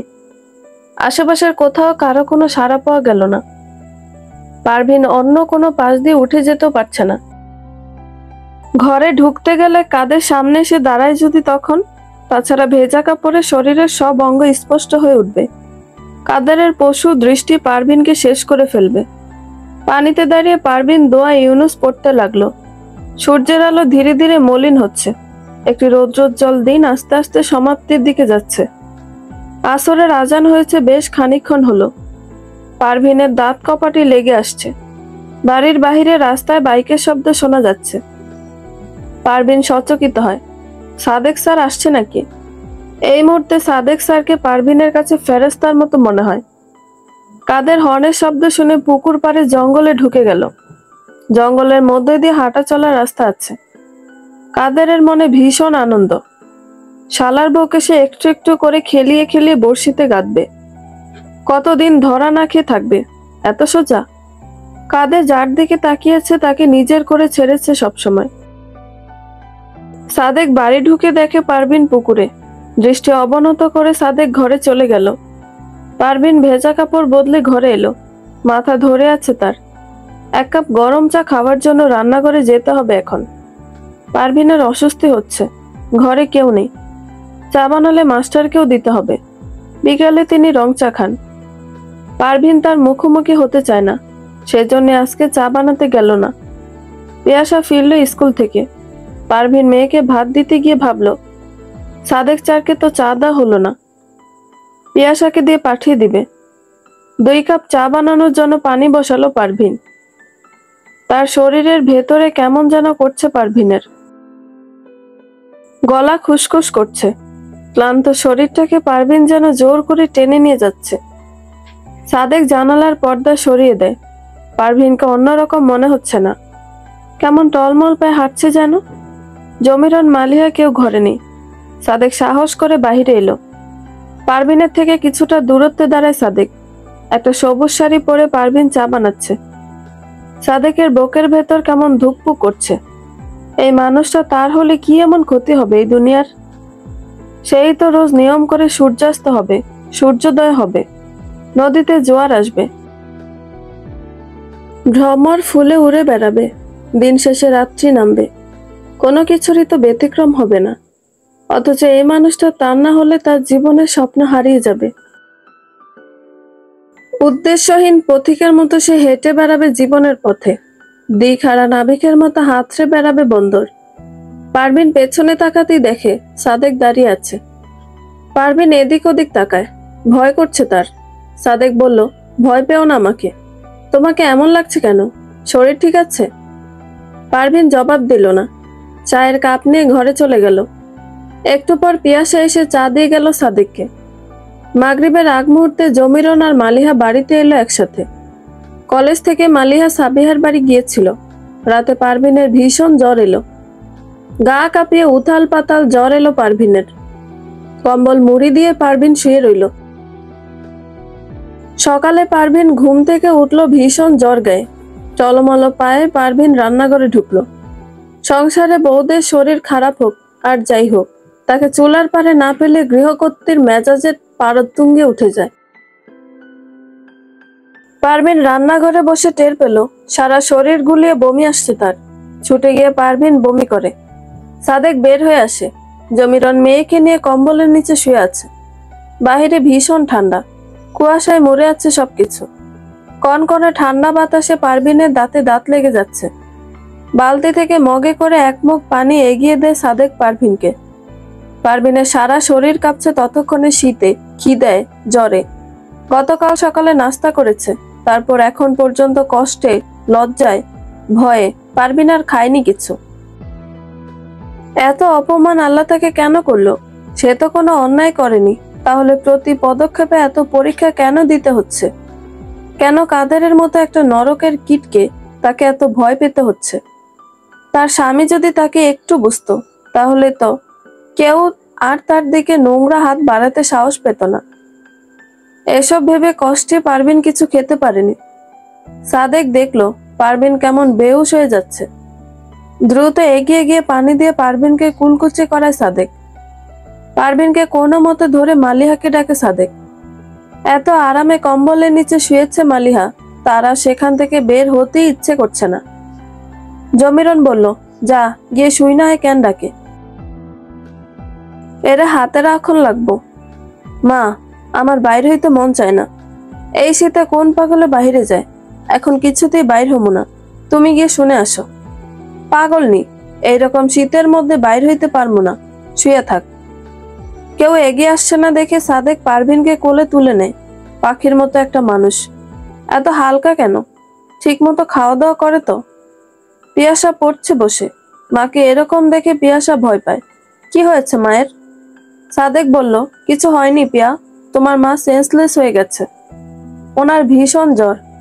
তোমার ফুফুকে ডেকে নিয়ে আসো, তোমার মায়ের কাপড় চেঞ্জ করতে হবে। পিয়াসা গিয়ে মালিহাকে ডাকে, মালিহা আসে না। জমিরন মেয়েকে বলল, এগুলা হয়েছে নখরা, নারান্দনের জন্য ভং ধরছে। মাস্টার কলেজে যাক, এরপর ধরবো আমি। মালিহা বলল, মা আমি যাবো নাইস। পিয়াসা কোনো মতে মায়ের ভেজা কাপড় বদলে দেয়। কিছুক্ষণ পর পারভিনের হুঁশ আসে। সাদেক স্যার না পায়নি পিয়াসাকে দিয়ে বলল, কিছু খাইয়ে তোমার মাকে ওষুধ খাইয়ে দিও। পারভিন কৃতজ্ঞ দৃষ্টিতে তাকায়, অথচ এই কাজটা করার কথা ছিল যার সাথে নিজের জীবনে জড়িয়েছে পারভিন তার। সে না করে একটা বাহিরের লোক তার জন্য ভাবছে। তবুও এই দুনিয়ায় কেউ একজন তার কথা ভাবে, এটা ভেবেই পারভিনের মন আনন্দিত হয়। সাদেক আলী কলেজে যাওয়ার পর পিয়াসাও চলে গেল স্কুলে। আজকে না খেয়ে তাকে স্কুলে যেতে হচ্ছে। কিছুক্ষণ পর জমিরন এলো পারভিনের রুমে। পারভিনকে কম্বল মুড়ি দিয়ে শুয়ে থাকতে দেখে বলল, নাটক দেখাস বাদির ঘরের বাদি? শুয়ে থাকলে রানবো কে? এসব ঢং আমারে দেখাবি না। পারভিনের কথা বলতে কষ্ট হচ্ছে। অনেক কষ্টে বলল, আমি উঠে দাঁড়ানোর শক্তিও পাচ্ছি না আম্মা। কেন? খাইতে তো কম খাস না, তাহলে উঠতে পারস না কেন? না রানলে আইস কই থেকে তুই আর তোর মেয়ে খাস আমি দেখমু। আমি রানমু আর তুই আরাম করে গিলবি ভাবছস? মনে রাখিস তা হবে না। আজ রান্দা হইব না, তুই উইঠা রানবি। সত্যি সত্যি জমিরন মালিহাকে নিয়ে চলে গেল সাবিহার বাড়িতে। কাদের ঘরের সামনে বসে হিন্দি গান শুনছে। মালিহা গিয়ে কাদেরের গা ঘেঁষে দাঁড়ায়। মালিহাকে দেখে কাদের মালিহার গাল টিপি দিয়ে বলল, এই অবেলায় কি মনে করে? আপনার জন্য পরাণ পড়তেছিল তাই। পরাণ নাকি অন্য কিছু? মালিহা গাল টিপে হেসে বলল, সারাদিন উল্টাপাল্টা কথা কন। জমিরন সাবিহাকে বলল, পিয়াসার মারে রাইখে আইসি আইস, জ্বরে বেতাল হয়ে আছে, আমিও রানবো না। ভাবছে আমি রানবো আর নিজে গিলবো, এজন্যই চলে আসছি। ভালা কইরা রান্না করতো। সাবিহা খুশি হয়ে বলল, আচ্ছা ঠিক আছে মা, রানতেছি। মাস্টার খাইব কই তাইলে? ওর জন্য নিয়ে যামু, বক্সে করে দিয়ে দিস তো। এত ভালো পোলা, এরে জামাই বানাইতে পারলে আর কিছু লাগবো না। হ মা, নিয়ে যাইও। ওরা মামাইয়া খাইলে খাইব, না খাইলে নাই, ওইসব নিয়ে ভাবিও না। আমি গরুর গোস্ত নামাই। কাদের ভাবলো এই সুযোগ? পারভিন অসুস্থ, ঘরেও কেউ নাই, আইস তারে কে আটকায়? মালিহাকে বলল, থাকো, দোকান থেকে কিছু নিয়ে আসি তোমার লাইগা। মালিহা খুশি মনে অপেক্ষা করে। পারভিন জ্বরে আচ্ছন্ন হয়ে আছে, গলা শুকিয়ে কাঠ হয়ে আছে তার। একটা মানুষ নেই এক ফোঁটা পানি দেওয়ার জন্য। পারভিন চিচি সুরে শাশুড়িকে ডাকে। কোথাও কোনো শব্দ নেই তাদের। মানুষ এত নির্দয় কিভাবে হয়? মানুষের জন্য কেন এক ফোঁটা ভালোবাসা জন্মে না? কেন এত পাষাণ কেন এরা? অথচ এদের জন্য কিনা পারভিন খেটে মরে। তা না হলে কিসের আশা এখানে পড়ে আছে সে? বাহিরে গুনগুন সুরে গান শোনা যাচ্ছে। পারভিনের বুক কেঁপে ওঠে। কাদের এসেছে নাকি? পারভিনের শরীরে এক ফোঁটা শক্তি নেই যে উঠে দরজা বন্ধ করে দিবে। মাথা সমানে ঘুরছে, তেমনি পুরো শরীর কাঁপছে। অনেক কষ্টে মাথা তুলে পারভিন। দরজাটা বন্ধ করতে হবে তার। পারভিন বিছানা থেকে আর উঠে যেতে পারে না। কাদের এসে পারভিনের পাশে বসে বলল, ভাবিজান কেমন আছেন? পারভিনের মনে হচ্ছে খোদ শয়তান বুঝি তার শিওরে এসে হাজির হয়েছে। গায়ের ওপর থেকে পারভিনের কম্বল সরিয়ে দেয় কাদের। কম্বলের নিচে পারভিনের কাপড় এলোমেলো হয়ে আছে। প্যাটের দিকে তাকিয়ে কাদের জিভ দিয়ে ঠোঁট ভিজায়। আজকে ফাঁকা মাঠে সে গোল দিবে। আজ আর কেউ নেই বাধা দিতে। চো মেরে পারভিনের কাপড় খুলে নেয় সাদেক। পারভিন চিৎকার করে ওঠে। সাদেক পারভিনের মুখে হাত দিয়ে চাপা দিয়ে ধরে। টান দিয়ে ব্লাউজের বোতাম ছিঁড়ে ফেলে। পারভিন নড়াচড়া করতে পারছে না। এই অপমানের চাইতে তার মৃত্যু ভালো ছিল। সাদেক আজ আর ক্লাস করালো না। বারবার মনে হচ্ছে পারভিনকে দেখার কেউ নেই ওখানে। বাড়িতে থাকলে অন্তত অবস্থা খারাপ হলে ডাক্তার তো দেখাতে পারবে সে। এই ভেবে চলে এলো ছুটি নিয়ে। বাইকের শব্দ শুনে কাদের অবাক হলো। সাদেক স্যার আসবে কোথা থেকে এখন? সে তো কলেজে। সবেমাত্র পারভিনকে বিবস্ত্র করেছে সে। এখনো তো কিছুই করতে পারেনি। সাদেক ঘরে ঢুকতে গিয়ে দেখে সদর দরজা বন্ধ। সাদেক মালিহাকে ডাকে। কারো সাড়া না পেয়ে নিজের কাছের এক্সট্রা চাবি দিয়ে দরজা খুলে ভেতরে ঢুকে। পারভিনের বুকের উপর উঠে কাদের নিঃশব্দে বসে থাকে। পারভিনের মুখে হাত দিয়ে চাপা দিয়ে রেখেছে যাতে কোনো শব্দ করতে না পারে। উপায় না পেয়ে পারভিন নিজের মোবাইল ছুঁড়ে মারে ফ্লোরে। পারভিনের রুম থেকে শব্দ শুনে সাদেক এগিয়ে আসে এদিকে। ঘরে কেউ নেই, তাহলে শব্দ করলো কে? পারভিন কোথায় গেল? ওকে কি ডাক্তারের কাছে নিয়ে গেছে? এসব ভাবতে ভাবতে সাদেক দরজা ধাক্কা দেয়। এক মুহূর্তের জন্য সাদেক নড়াচড়া করতে ভুলে যায়। মুহূর্তেই তার মাথায় যেন আগুন ধরে যায়। কাদের লাফিয়ে বের হয়ে যায় ঘর থেকে। পারভিনের মনে হলো সে আর এই দুনিয়ায় বেঁচে নেই বুঝি। এর চাইতে বড় লজ্জা একজন নারীর জন্য কি হতে পারে? সাদেক কাদেরের পিছু নিতে গিয়ে থেমে যায়। কি লাভ হবে ছুটে? কোনো প্রমাণ নেই, সাক্ষী নেই। লোকটা যদি উল্টো বলে যে এরা দুজন এক ঘরে একসাথে ছিল, তখন? সাদেক অসহায় ভঙ্গিতে দাঁড়িয়ে থাকে পুকুর ঘাটে। এরপর আর পারভিনকে এখানে রেখে যাওয়ার কোনো মানে হয় না। পারভিন কাপড় পরে বসে আছে। হঠাৎ করে তার মনে হচ্ছে তার সব অনুভূতি যেন হুট করে মরে গেছে। কষ্ট, দুঃখ, যন্ত্রণা কিছুই তাকে আর স্পর্শ করছে না। সারাদিন আর পারভিন রুম থেকে বের হলো না। বিকেলে জমিরন ফিরলো একা। মালিহা আসেনি। খাবার নিয়ে এলো সাদেকের জন্য। সাদেক ব্যাগ গুছিয়ে নিয়েছে। জমিরন খাবার নিয়ে আসতেই সাদেক ছুঁড়ে ফেলে দিল বাহিরে। তারপর ঠান্ডা গলায় বলল, আমি খাবো না, আপনি এখান থেকে চলে যান। আমি যতদিন এই বাড়িতে আছি ততদিন যাতে কাদেরকে এই বাড়ির আশেপাশে না দেখি। জমিরন চমকে ওঠে। সাদেক কি বুঝতে পেরে গেছে মালিহার আর কাদেরের সম্পর্ক? তাহলে এত রেগে আছে কেন? সাদেক সিদ্ধান্ত নিল সে আপাতত কোনো ঝামেলা করবে না। তা না হলে পারভিনকে নিজের করা তার জন্য কঠিন হয়ে যাবে। রাতে শাহেদ কল দিল। পারভিন নিষ্প্রিয় ভঙ্গিতে ফোন নিয়ে বের হলো। শাহেদ কল করে গালাগাল দিতে লাগলো সমানে। জমিরন তাকে জানিয়েছে পারভিন ইচ্ছে করে আজ শুয়েছিল সারাক্ষণ, ভাত রান্না করেনি। তাকে সাবিহার বাড়ি থেকে খেতে হয়েছে। শাহেদের গালাগাল শুনে পারভিন শান্ত সুরে বলল, আজকে যদি আপনাকে আমি সামনে পেতাম তাহলে আল্লাহর কসম করে বলছি আমার পায়ের জুতা দিয়ে আপনার গালে মারতাম। গায়ে মানুষের চামড়া থাকলে আমার সাথে আর কথা বলবেন না। শীতের রিক্ততার অবসান হয়ে প্রকৃতিতে বসন্ত এলো। গাছে গাছে যেন রঙের বন্যা। কুয়াশাচ্ছন্ন দিন মিলিয়ে গিয়ে আবারও দেখা যাচ্ছে আলো ঝলমলে দিন। শুধু পরিবর্তন হয়নি পারভিন, তার জীবনে নতুন করে আর বসন্ত আসেনি। সাদেক আলী আগের মতোই আছে। তার মনের পুরোটা জুড়ে শুধু একটা নাম, তা হলো পারভিন। সময় কেটে যাচ্ছে তার আপন গতিতে। সাদেক কলেজে ক্লাস শেষ হলে এক মুহূর্ত অপেক্ষা করে না আর। সারাক্ষণ তার বুক কাঁপে শঙ্কায়। পারভিন ঠিক আছে তো?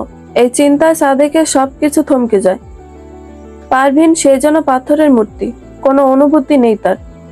সাদেকের ছায়াও মারায় না সে। রান্নাঘরের সামনে পর্দা লাগিয়ে দিয়েছে যাতে সাদেক নিজের রুম থেকে পারভিনকে দেখতে না পায়। পুকুর ঘাটেও পর্দা লাগিয়েছে। সাদেকের মনে হচ্ছে তার থেকে পালানোর জন্যই পারভিন এমন করেছে। বুকের ভেতর কেমন ঝড় ওঠে। ইচ্ছে করে সব লন্ডভন্ড করে দিয়ে পারভিনকে নিয়ে পালিয়ে যায়। তার যত আকুলতা, যত অস্থিরতা, কিছুই যেন পারভিন বোঝে না।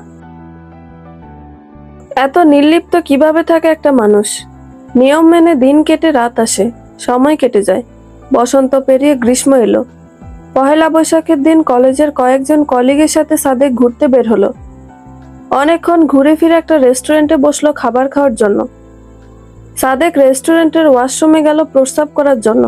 দরজা ফাঁক করতে দেখতে পেল কাদের আর মালিহা ঘনিষ্ঠ হয়ে দাঁড়িয়ে আছে। এবার আর সাদেক ভুল করলো না। মুহূর্তে ফোন বের করে ভিডিও করে নিল। তারপর ভিডিও অফ করে বাইরে থেকে গলা খাকারি দিয়ে দরজা ধাক্কা দিতে দেখে দুজন দুদিকে ছিটকে পড়ে। সাদেক অবাক হওয়ার ভঙ্গিতে বলল, আরে আপনারা? কাদের সাদেকের সামনে মাথা নিচু করে দাঁড়িয়ে রইল।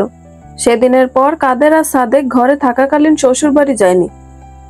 মালিহা আমতা আমতা করে বলল, আমার অনেক ইচ্ছে ছিল পান্তা ইলিশ খাওয়ার, তাই দুলাভাই নিয়ে এসেছেন। সাদেক আর কিছু না বলে ওয়াশরুমে ঢুকে গেল। তার মাথায় একটা দুর্দান্ত প্ল্যান এসেছে। এই প্ল্যানটাই সে এক্সিকিউট করবে।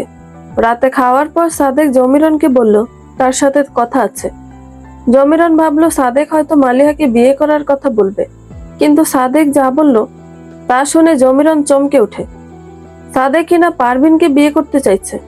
জমিরনকে অবাক করে দিয়ে সাদেক বলল, মালিহার সাথে যে আপনার বড় জামাইয়ের একটা ঘনিষ্ঠ সম্পর্ক আছে তা আমি জানি। এরপর পুরো দুনিয়াকে জানাবো আমি। প্রমাণও আছে আমার কাছে।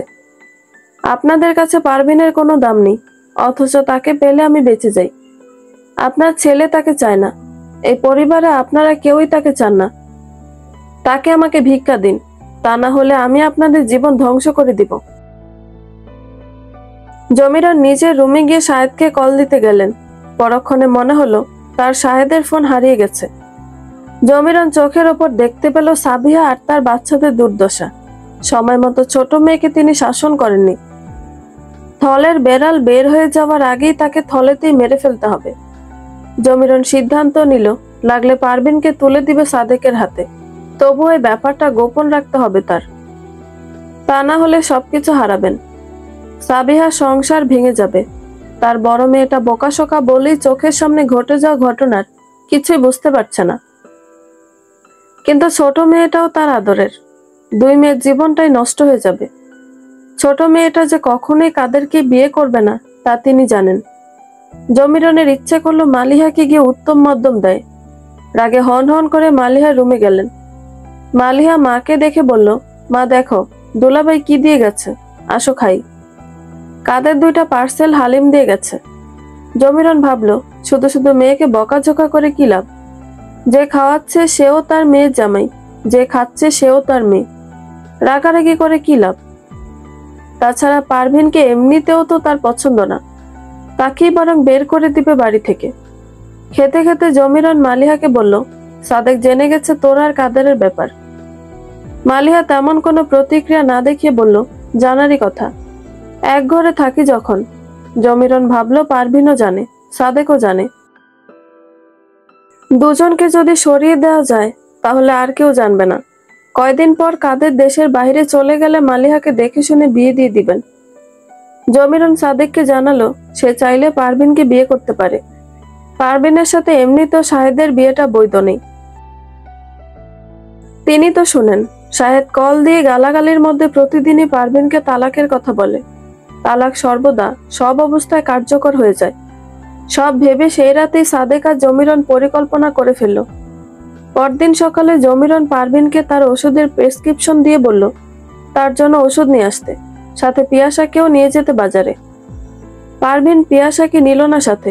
মেয়েটাকে সাথে নিলে যদি একটু কিছু না খাওয়াতে পারে তাহলে নিজেরই কষ্ট লাগবে। পিয়াসাকে ঘুম পাড়িয়ে পারভিন জমিরনের জন্য ওষুধ আনতে গেল। সাদেক তৈরি ছিল। পারভিন সিনজির জন্য অপেক্ষা করছিল।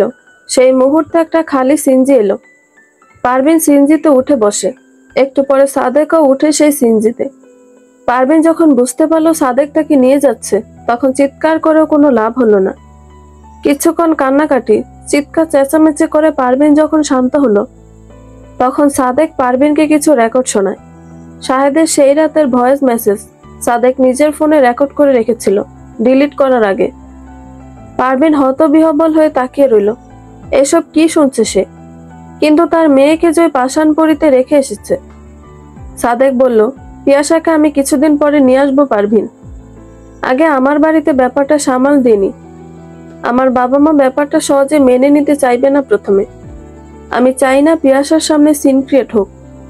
পরিস্থিতি স্বাভাবিক হলে আমি তোমার মেয়েকে নিয়ে আসবো। তাছাড়া আজকে তোমাকে তোমার শাশুড়ি ইচ্ছে করেই পাঠিয়েছে আমার সাথে মিলে। ওই বাড়িতে ফিরে গেলে তোমাকে ওরা মেনে নিবে না পারভিন। পারভিন কেঁদে ওঠে। এ কি জীবন তার! এ কোন অনিশ্চয়তা এক জীবনে। সাদেকের পরিবারে একটা ঝড় উঠে গেল। 2 সপ্তাহ পর সাদেক যখন পিয়াসাকে আনতে গেল, তখন গিয়ে জানতে পারল পিয়াসাকে লিগেলি দত্তক দিয়ে দেওয়া হয়েছে। পারভিন আকুল হয়ে কান্না করে শারমিনকে জড়িয়ে ধরে। শারমিন বলল, তুমি কি তোমার মেয়েকে ফেরত নিতে চাও? পারভিন মলিন হেসে বলল, না ম্যাডাম, আমি জানিও আপনার কাছে আছে। আমার ওপর মেয়ের যে অভিমান, তা এই জন্মেও দূর হবে না। সব আগের মতো কখনই হবে না। অযথা আপনার মেয়ের ওপর একটা ঝড় উঠবে আবার। আমি চাইও ভালো থাকুক। আপনার চাইতে বেশি ওকে কেউ ভালো রাখতে পারবে না। পিঙ্কি এসে বলল, আন্টি, পিয়াসা আপনাকে খুঁজছে। শারমিন পারভিনের দিকে তাকায়। পারভিন বলল, এই জীবনের মতো আর কখনো আমি আপনাদের সামনে আসবো না ম্যাডাম। আমি মা হয়ে আমার মেয়েকে যে কষ্ট দিয়েছি, ওর সামনে এসে সেই কষ্ট আমি আর দ্বিগুণ করতে চাই না। ও আপনার কাছে ভালো আছে, ভালো থাকুক, এটাই চাই। শারমিন ধীর পায়ে মেয়ের কাছে আসে। পিয়াসা মাকে শক্ত করে জড়িয়ে ধরে বলল, মা, তুমি আমাকে ছেড়ে যেও না। তুমি আর বাবা আমাকে ছেড়ে গেলে আমি আর বাঁচতে পারবো না। আমার ছোট্ট বুকে এত আঘাতের ভার সইবে না। শারমিন মেয়েকে বুকে জড়িয়ে ধরে। এই মেয়েটা তার। আজ আবারও তার মনে হচ্ছে এই মেয়েটা শুধু তার বলে আজকে তিনি জিতে এসেছেন। বৃষ্টি থেমেছে অনেকক্ষণ হলো। আকাশে এখনো ঘন কালো মেঘ জমে আছে। থেমে থেমে মেঘের গর্জন ভেসে আসছে। পিয়াসা মায়ের কোলে মাথা রেখে শুয়ে আছে। আকাশের মতোই জমাট মেঘ জমে আছে পিয়াসার মনে। তার মনটা ভীষণ অস্থির হয়ে আছে। মা কেন এসব কথা বলছে? সে এসব শুনতে চায় না। ওই নামগুলো পিয়াসা আজীবনের জন্য তার জীবনে নিষিদ্ধ ঘোষণা করে দিয়েছে। এসব কথায় তার বুকের ভেতরটা যন্ত্রণায় আরো ভারী হয়ে ওঠে। যেসব স্মৃতি সে বুকের ভেতর এক অন্ধকার কফিনে ঢুকিয়ে প্যারেক ঠুকে বন্ধ করে দিয়েছে আজীবনের মতো, সেসব কিছুই সে শুনতে চায় না। আল্লাহ তাকে নতুন একটা জীবন দিয়েছেন, নতুন বাবা মায়ের কাছে। তাদের ছাড়া আর কাউকেই পিয়াসা জানতে চায় না, চিনতে চায় না। শারমিন মেয়েকে পারভিনের সব কথা জানালো। তারপর বলল, পারভিন তোকে নিজের কাছে নিয়ে যেত যদি না তোকে আমরা লিগেলি দত্তক নিয়ে আসতাম। সে তো জন্মদাত্রী, অবশ্যই তোর প্রতি তার ভালোবাসা অসীম। ও যখন জানতে পেরেছিল তুই আমার কাছে আছিস, তারপরও গোপনে তোর খোঁজ খবর নিয়েছে পারভিন। লজ্জায় ভয়ে তোর সামনে আসেনি আজ পর্যন্ত। সন্তানের চোখে উপেক্ষিত, অবহেলিত, ঘৃণিত হওয়ার মতো যন্ত্রণাদায়ক আর কিছুই নেই। সে তো একটা আস্ত জাহান্নামে ছিল রে মা। মা হওয়ার আগে সে একজন মানুষ। আগে তো তার বাঁচতে হবে। নিজে সুস্থভাবে না বাঁচলে তোকে কিভাবে বাঁচাতো? শুনে পিয়াসা হি হি করে হেসে ওঠে। শারমিন অবাক হয়, মেয়ে হাসছে কেন? শারমিন তীক্ষ্ণ দৃষ্টিতে তাকায় মেয়ের দিকে। পিয়াসা কেমন অপ্রকৃতস্থ মানুষের মতো হাসছে। সারা শরীর দুলে এরকম অট্ট হাসি তো তার মেয়ে হাসে না। শারমিন বুঝতে পারে মেয়েটা আঘাতের তীব্রতা এমন করছে। মাকে বুঝতে দিতে চাইছে না তার ভেতর কতটা গভীর ক্ষত। বুকে যন্ত্রণা লুকিয়ে নিজেকে সুখী প্রমাণ দিতে হয়। মায়ের মন অনেক কিছুই বুঝতে পারে। সন্তান যখন বুকের জমা ক্ষত বাবা মায়ের থেকে লুকাতে ভান করে, মায়ের ভালোবাসার চোখে সে হাসির পেছনে দুমড়ে মুচড়ে যাওয়া অন্তরটা ঠিকই ভেসে ওঠে। শারমিন মেয়ের মুখে হাত চাপা দিয়ে বলল, না মা, তুই এভাবে হাসিস না। আমার চাঁদের হাসি আমি চিনি মা। এই হাসি যে বড় দুঃখের হাসি, বড় ক্ষোভের হাসি। পিয়াসা হাসি বন্ধ করে মায়ের দিকে তাকিয়ে বলল, জেনেও কেন এসব বলছো মা? ওই মানুষগুলোর প্রতি আমার মনোভাব এই জন্মে হোক আর পরকালে হোক কখনোই বদলাবে না। আমি তাদের কখনোই ক্ষমা করব না, যারা নিজেদের স্বার্থ সিদ্ধির জন্য আমাকে ত্যাগ করতে এক মুহূর্ত ভাবেনি, সে হোক পারভিন অথবা শাহেদ। শারমিনের কেমন দম বন্ধ লাগে। তার মেয়েটার বুকে কি অনেক বড় ক্ষত জমে আছে? মা হয়ে কেন মেয়ের আঘাত দূর করতে পারছে না? কি করলে মেয়েটা সব ভুলে যেতে পারবে? পিয়াসা মায়ের হাত নিজের গালে চেপে ধরে বলল, মা, জীবনের সব ক্ষত মুছে ফেলা যায় না। সব আঘাতে নীল রং বিবর্ণ হয়ে যায় না। কিছু যন্ত্রণা বুকের কোনো এক কোণে বন্দি করে বাঁচতে হয়। সেই যন্ত্রণাগুলো থাকে বলে মানুষ জীবনের সুখের মর্ম বুঝতে পারে। এই যে আমি ভীষণভাবে বুঝতে পারছি এখন সন্তানের জন্য গুড প্যারেন্ট কেমন ব্লেসিং। বুঝতে পারছি বলেই আমি চাই জীবনের সব ঘাত প্রতিঘাতে তুমি আর বাবা যাতে আমার পাশে থাকো। তোমাদের ছাড়া আমি ভীষণ অসহায় মা। শারমিনের বুকের ঝড় শান্ত হয়। বৈশাখীর বিয়ে হয়েছে প্রায় 4 মাস আগে। এর মধ্যে পিয়াসার এইচএসসিও শুরু হয়ে গেছে। গতকাল পরীক্ষা শেষ হয়েছে। এতগুলো সময় কেটে গেছে। শারমিন মেয়ের কাছে পারভিনের ব্যাপারটা বলবে বলবে করেও বলে উঠতে পারেনি। সিদ্ধান্ত নিয়েছিল মেয়ের এইচএসসি শেষ হলে, মেয়ে যখন চাপমুক্ত থাকবে তখনই মেয়েকে জানাবে। সেই সময়টা এখন এলো। গতকাল পরীক্ষা শেষ হওয়ার পর শারমিন আজকে মেয়ের সাথে সব কথা শেয়ার করলো। সেদিন পিয়াসা আর কিছুতেই বিয়ে বাড়িতে থাকেনি। বিয়ের দিনে আনোয়ার চৌধুরী মেয়ের অস্থিরতা দেখে বাড়িতে চলে এসেছেন। পিয়াসা উঠে বসে মায়ের গলা জড়িয়ে ধরে বলল, মা, আমি কোচিং এ ভর্তি হব কোথায়? অ্যাডমিশন টেস্টের জন্য তো কোচিং করতে হবে। শারমিনের মাথায় এই ব্যাপারটা ছিল। মেয়েদের জীবন কত অদ্ভুত। এই যে মেয়েটা এখন অ্যাডমিশন টেস্টের জন্য ঘর ছাড়বে, এরপর আর কি আগের মতো ফিরতে পারবে সব পিছুটান ছেড়ে? এতদিন যেমন নিশ্চিন্তে নির্বিঘ্নে ছুটে সে বাবার গলা জড়িয়ে ধরত, এরপর কি আর সেই সময় আসবে? পড়ালেখা, কেরিয়ার, এরপর একদিন টুক করে বিদায় দিয়ে দিতে হবে মেয়েকে। মেয়েটা অতিথি হয়ে যাওয়ার সময় যেন ঘনিয়ে আসছে। তিনি নিজেও তো এভাবেই বের হয়েছিলেন বাড়ি থেকে পড়ার জন্য। তারপর আর তার ঘরে ফেরা হলো না। যে ঘর আলোকিত করে একটা মেয়ে জন্ম নেয়, সেই ঘরটার সাথে যোজন যোজন দূরত্ব তৈরি হয়ে যায় কবে যেন। নতুন ঠিকানা হয়, নতুন ঘর হয়, নতুন মানুষ আসে জীবনে। জন্ম থেকে চেনা সেই ঘরটার সাথে পর হয়ে যেতে থাকে জন্ম থেকে চেনা মানুষেরা। পিয়াসা মায়ের চিবুকে হাত রেখে বলল, কি ভাবছো মা? আমাদের এখানে তো ভালো কোনো কোচিং সেন্টার নেই, তুই ঢাকায় কোচিং করবি? পিয়াসা এক মুহূর্ত ভাবে, তার ক্লাসমেটরা সবাই ঢাকাতেই কোচিং করবে। বাবা আসলে রাতে বাবার সাথে ডিসকাস করো তুমি, বাবা যেখানে বলবে সেখানে। শারমিন চলে যেতে পিয়াসা অতীত মুড়িয়ে রাখা স্মৃতির কফিনের ঢাকনা খোলে। মানসপটে মা বলে যে মানুষটার ছবি ভেসে ওঠে, তাকে মন কিছুতেই মা বলে স্বীকৃতি দিতে চায় না। পিয়াসা কিভাবে এই মানুষটাকে ক্ষমা করবে? সেই দুঃসহ রাতটা পিয়াসা যেভাবে কাটিয়েছে সে কথা মনে পড়লে পিয়াসার আত্মা কেঁপে ওঠে। পিয়াসা চোখ বন্ধ করে বলে, যাদের দেওয়া আঘাতে আমার রুহ পর্যন্ত যেই কেঁপে উঠেছিল, তারা যতই পরিস্থিতি শিকার হোক, আমি কখনোই তাদের ক্ষমা করব না। কত মানুষই তো সন্তানকে আগলে ধরে সব ঝড় মোকাবেলা করে, এভাবে যে ফেলে যেতে পারে সে কখনোই আপন ছিল না। সেই রাতে পিয়াসা প্রতি মুহূর্তে কেঁপে উঠেছিল। মায়ের চিন্তা, সাপের ভয়, ভুলুর ভয়, সেসব পিয়াসা কি করে ভুলবে? ক্ষমা করার মতো মহৎ পিয়াসা কখনো হতে চায় না। শেষ বিচারের দিনও পিয়াসা আল্লাহকে বলবে, আল্লাহ, এই মানুষগুলোর দেওয়া যন্ত্রণা আমার রুহ পর্যন্ত পৌঁছে গিয়েছিল, সেই সময় আমি সহ্য করেছি আল্লাহ, আজকে যাতে তোমার এই হাসরের ময়দান সহ্য না করে।